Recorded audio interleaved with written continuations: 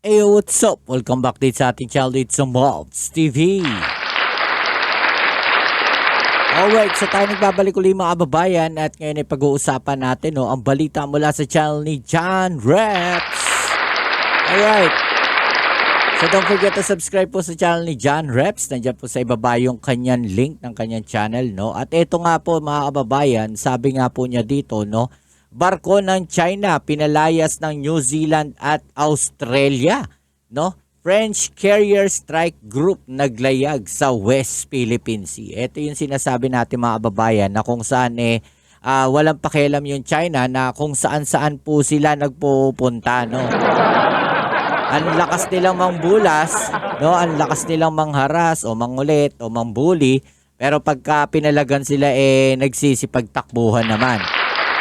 Palakpakan natin ang ginawa ng New Zealand at Australia, mga kababayan, no? At ang China, ayun, tumakbo, natakot. Alamin natin ang mga balita na to, mga kababayan. Pero syempre, bago ang lahat, please don't forget to subscribe. Kung bago ka pa lang dito sa ating channel, paki-subscribe naman po ang ating channel. At syempre, huwag pong kalimutan sa lahat ng mga nakakapanood o nandito ngayon, no, sa video na to, paki-like naman po ang ating video at huwag kalimutang mag-comment yan sa ibaba ng inyong mga opinion. Alright, so huwag na natin patagalin. Umpisahan na natin to. Let's go!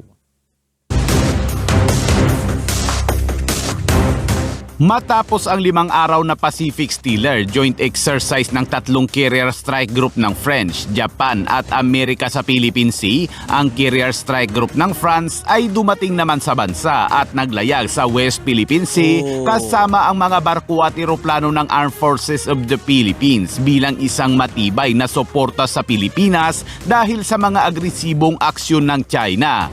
Ayan, no, makikita natin na napakaraming bansa talaga ang sumusuporta sa Pilipinas, no, lalong-lalo na no diyan sa mga agresyon na ginagawa ng China diyan po sa West Philippine Sea. Yung sinasabi nga natin nakikita ng buong mundo, no, yung ginagawa ng China at kahit pa anong gawin nila, kahit pagbali-baliktarin man nila, no, wala po silang karapatan diyan po sa territorial waters ng Pilipinas na kanilang kiniklaim, di ba? At mga barko ng China na purnada ang pagsasanay matapos mag-deploy ang Australia at New Zealand na mga barko at eroplano nito upang bantayan ang mga barko ng China. Kaya't para malaman ang buong detalye ay tumutok at makinig na mabuti. Prends-toi un outil de combat. Ilang araw lang ang nakalipas mula na magsagawa ng joint exercise ang 3 carrier strike group ng French, Japan at Amerika sa Philippine Sea. Ang carrier strike group ng French ay sunod namang tumungo sa Pilipinas upang yayain ang Philippine Navy na magsagawa ng joint exercise sa West Philippine Sea. Nakibahagi ang Armed Forces of the Philippines at French Navy sa isang maritime cooperative activity kahapon na minarkahan ng ikatlong magkasunod na linggo ng joint maritime activities ng AFP sa West Philippine Sea sa loob ng Joint Operational Area ng Northern Luzon Command. Dito ay nagtulungan ng mga puwersa ng Pilipinas at French Navy sa isang serye ng mga aktibidad na idinisenyo upang pahusayin ang kanilang interoperability, komunikasyon at kakayahan sa pagtatanggol. Kabilang sa mga assets ng Pilipinas na lumahok sa MCA na ito ay ang BRP Jose Rizal, BRP Gregorio del Pilar, C-90 aircraft, 2 FA-50 fighter jets at ilang Philippine Air Force Search and Rescue Units. At sa panig naman ng French Navy na lumahok sa ehersisyo ay ang nuclear power aircraft carrier nito na FS Charles de Gaulle, FS Provence Destroyer, FS Porben Destroyer, FS Al-Asif Frigates at FS Jacques Chevalier Replenishment Ship.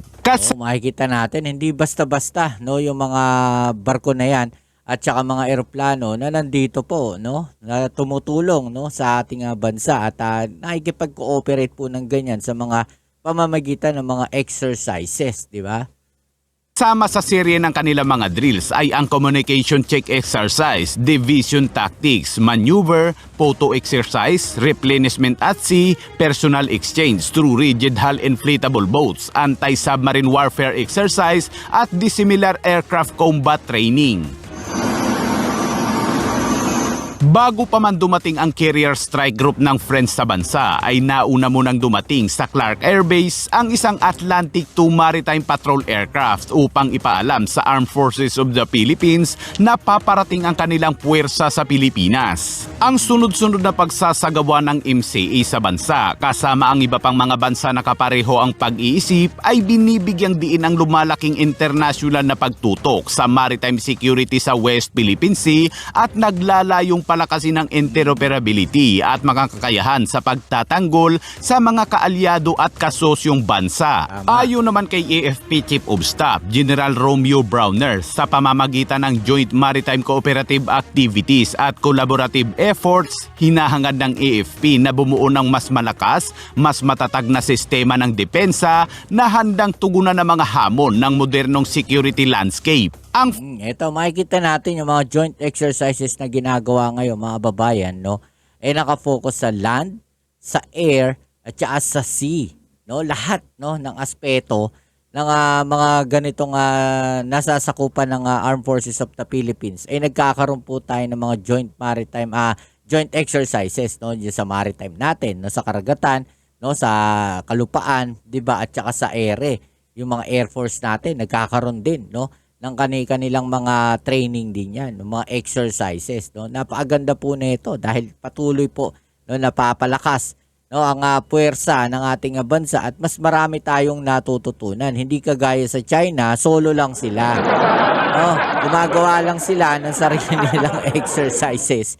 Ang masaklap niyan kung saan-saan pa sila pumapadpad. Flagship aircraft. Parang walang gustong sumama sa China do dahil bakit kamo? Kasi nagkaroon nga ng instance na kung saan no isinama sila sa isang ganyang exercises. Ang nangyari, no, nagnakaw pa sila ng mga ideas. Kumbaga nag-spy pa sila, no, parang ganoon yung pagkakasabi sa balita. No, nag-espiya pa sila do sa mga kasama nila sa mga exercises na yun. Kaya simula nun hindi na sila isinali. No, hindi na sila isinama sa mga ganyang mga joint exercises. Ayaw na nung ibang bansa. Carrier ng French Navy na Charles de Gaulle ay dumaong din sa Pilipinas sa unang pagkakataon.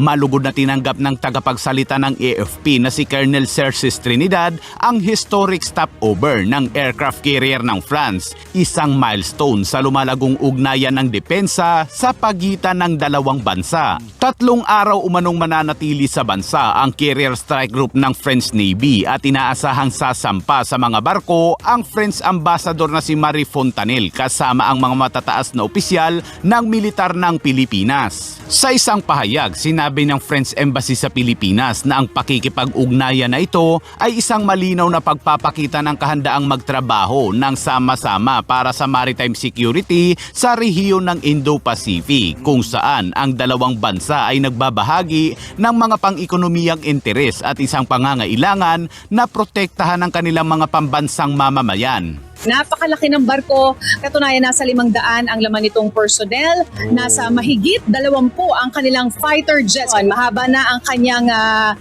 karanasan at history dahil lumaban yan sa mga giyera sa Libya, sa Syria at Afghanistan. Pero ngayon, kapayapaan ang isinusulong ng puwersa ng mga Pranses. Sa pagbisita ng Carrier Strike Group ng French sa bansa ay malamang nainggit na naman ang China, mga kabayan. Pero posible ring dumaong sa bansa ang mga barko ng China. Yun ay kapag Duterte na muli ang namumuno sa bansa. Kaya ka dyan, Fix.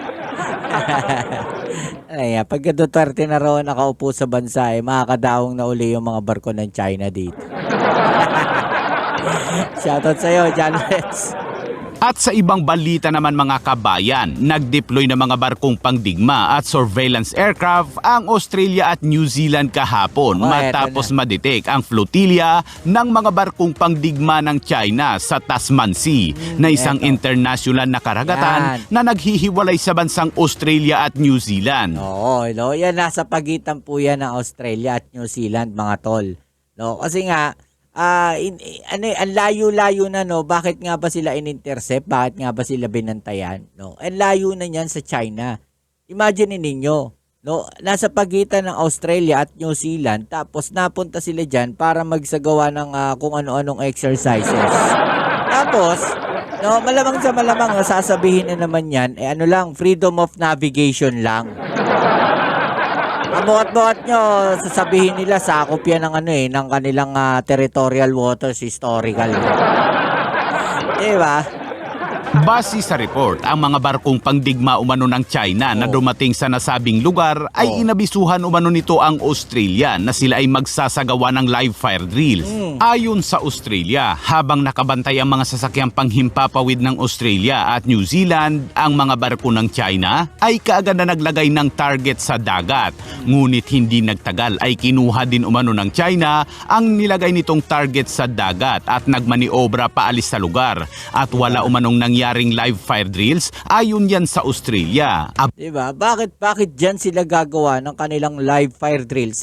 Ang laki-laki ng South China Sea. Imagine ninyo yun. No? Isipin ninyo yun. No? Kung kayo gagawa ng live fire drills, lalayo pa ba kayo sa teritoryo ninyo? Diba? Tayo nga, naggagawa tayo ng mga ganyan live fire drills dito lang sa katubigan natin eh. Hindi tayo pumupunta ng Australia, hindi tayo pumupunta sa katubigan ng Japan at ng Taiwan. No, hindi tayo pumupunta sa katubigan ng Vietnam. 'Di ba? Samantalang ito, pagkalayo-layo na nito, mga tol, no? Simula China hanggang dito sa pagitan ng Australia at New Zealand, diyan sila magsasagawa ng live fire drill. Merong ibang intention to. Bakit sila diyan? Bakit diyan pa sa lugar na yan? Dahil alam naman nila nakaalyado ng Pilipinas, yung Australia. 'Di ba? So bakit kailangan diyan pa sa lugar na yan magsagawa sila ng live fire drill?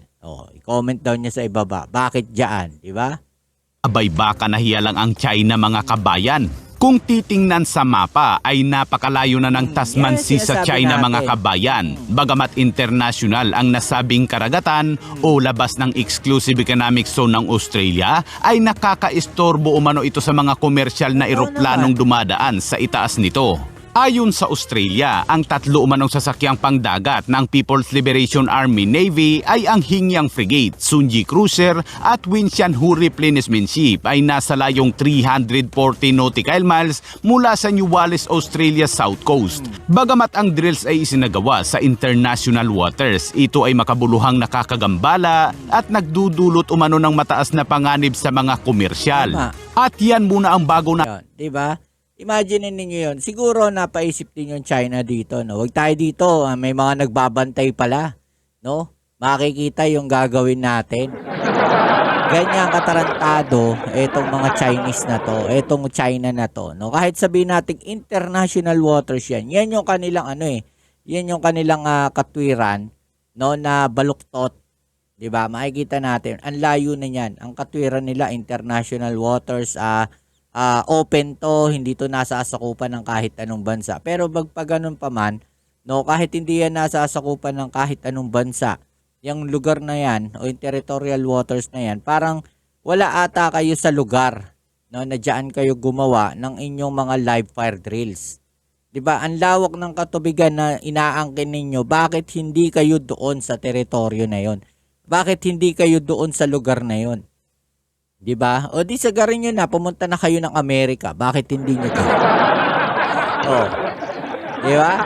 Bakit hindi nyo sagarin na pumunta na kayo ng Amerika, sa katubigan ng Amerika, at doon na kayo live fire drills? Try natin. Try nyo.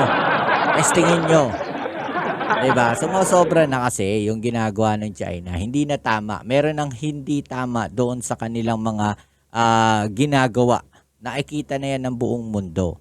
'Di ba? Maling-mali na. No? Out of line na yan, kumbaga. Okay, so kayo ano masasabi ninyo sa mga balita na to? I-comment down sa ibaba ang inyong mga opinion at atin yung pag-usapan. At syempre, no, doon sa mga bago pa lang po dito sa ating channel, please don't forget to subscribe. Paki-like naman po ang ating video at syempre, no, i-comment sa ibaba ang inyong mga opinion. At huwag nyo rin po kalimutan suportahan at i-subscribe ang channel ni kapatid na John Reps. Lalagay ko po dyan sa ibaba yung link at i-click nyo na rin po ang notification bell para ma-update kayo sa mga latest na mga video uploads natin. Alright? So yan, maraming salamat sa lahat ng mga patuloy na kasuporta dito sa ating channel. Kita-kits tayo sa ating next video upload. Ito muli ang inyong Kuya Mobs dito sa Mobs TV. Peace. I'm out.